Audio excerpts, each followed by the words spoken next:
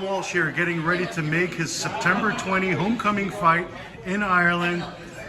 Callum, this is an impressive and amazing opportunity for you. You obviously started your career, amateur career, back home in Ireland, now making your professional debut in your hometown. How does this feel, being here 11-0, 9 KOs, being a part of this opportunity?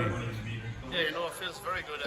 Like you said, I had a big amateur career back in Ireland, so a lot of people know me from that, you know. And since I turned pro, all my fights have been in LA, Boston, New York, you know, a long way from home. So finally getting back there, and with the show that we're bringing, you know, with Dana White, Tom Loeffler, Freddie Roach, we're bringing a massive show there. You know, it's a very good feeling knowing that I'm not going home, you know, and just putting on like a little show for going home, and you know, they say go big or go home, but we're going big and we're going home, you know. So it's going to be a very good night for everybody, you know.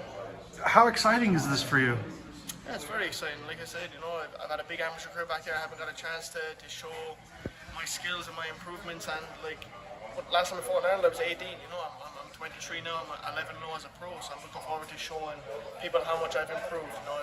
I've grown up, you know. I'm a man now compared to what I was, you know, and for all the people that can't make it to my fights over here, you know, I'm looking forward to going back and putting on a show for them. Your phone must be blowing up. 9,000 people holds the arena in Dublin. How much fans and friends are you expecting at the show? Yeah, no, I'm expecting everybody involved in the show, you know, not just me, all the other fighters on the show, you know. I'm expecting a big crowd, a big Irish support, you know. It's like a stacked Irish card, you know, so I'm looking forward to everybody showing up, all my friends, my family, my supporters back there. I'm looking forward to putting on a good fight, you know. I'm fighting a tough opponent, and that's what it's all about, you know, putting on good fights for the fans.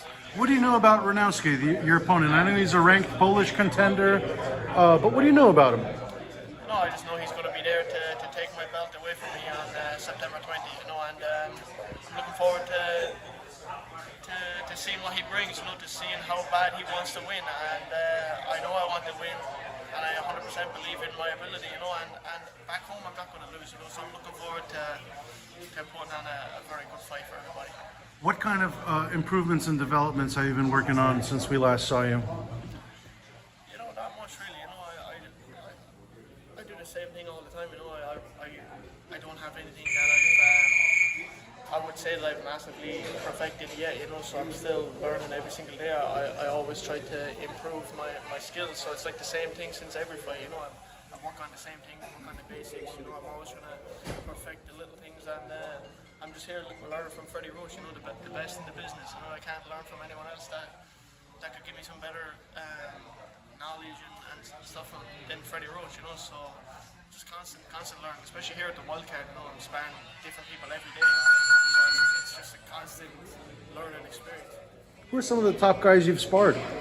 And anybody you can think of here, I've sparred with absolutely everybody in this gym from any weight. You know, I've sparred with some big guys in here too. I've sparred with everybody. I'm just that guy here that you come in, I'm just here for sparring every day, you know. I spar with everybody. A few of your favorite sessions, who have they been? You know, I helped Gabe Rosado for a couple of fights. I sparred with Amanda Stanionis, Elvis Rodriguez, you know, a lot of good fighters. I even sparred Virgil Ortiz here before. Bochuk, I sparred him here. You know, I've sparred everybody, you know, and they're like the names in my division right now, you know, and I've sparred with them here already, you know. I've sparred with absolutely everybody. What's it going to take for you to get the real fights against the Ortizes? I know Bochuk is your stablemate with 360, but what is it going to take for you to get the big fights at 154? When do you think you're ready for that? You know, I believe I'm already ready, you know, but it's my team. They make the decisions, you know. Obviously I'm young, I'm 23, you know, so they wanna build me right, and when it's time, I'll be ready for the big fights, and I believe I'm ready. It's just when they think so, and I think the only thing for me is just keep fighting who they put in front of me, you know, keep beating who they put in front of me, and keep climbing up the ranks, and I'll be there, you know. At your fight at the MSG Theater, you had some rough patches, but ended up doing good, winning the fight. What was your biggest learning experience from that one? You know, it was what expected. I expected a good fight. I was fighting a young prospect from out there. I wasn't fighting any bum. I wasn't fighting some guy that was just going there to lose. He was there to win in his hometown. So I expected a tough fight. And I got the win. That was the main thing, and it's out of the way. And what I took from it was I have a good chin. So that's the main thing. Absolutely. I talked to Tom Loeffler earlier. He said conversations have already started between a Xander Zayas fight. That would be very interesting. Puerto Rico versus Ireland at the MSG. Is that a fight that excites you? Yeah, absolutely. That would be a good fight for me. That would be a good statement to make, to win that fight and show that I'm here to be the best and to beat the best.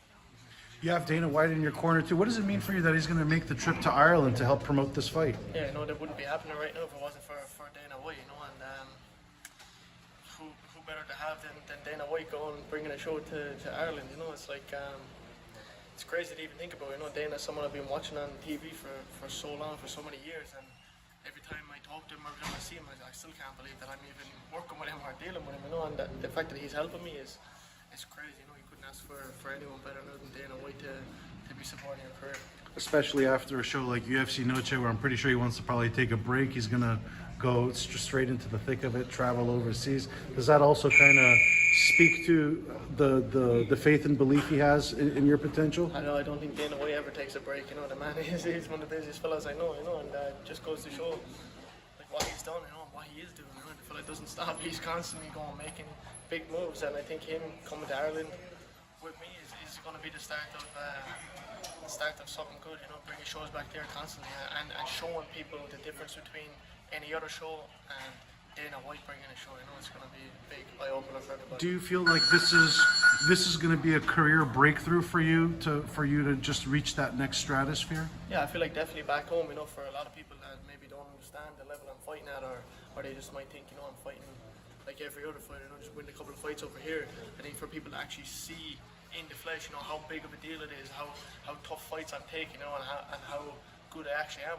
It's different to watching on the TV compared to watching in person. So yeah, I'm looking forward to showing people that. Yeah. Is there any kind of pressure with a fight like this, where you have to overperform, please the crowd, go for the knockout, something like that? Is that run? How does that run through your mind?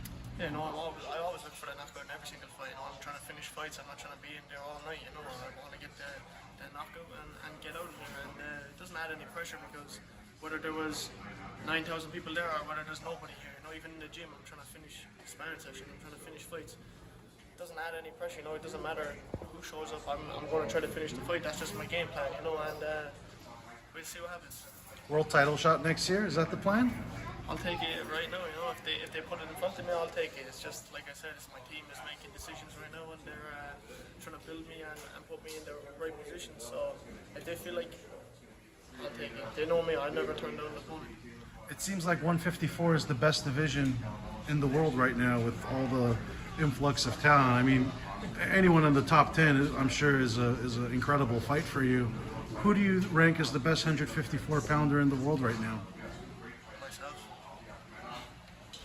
If you ask any fighter that, they're going to say themselves. If you don't think you're the best fighter in the world, what are you even fighting for? So I think I'm the best fighter in the world. They just don't know it yet. Mm-hmm.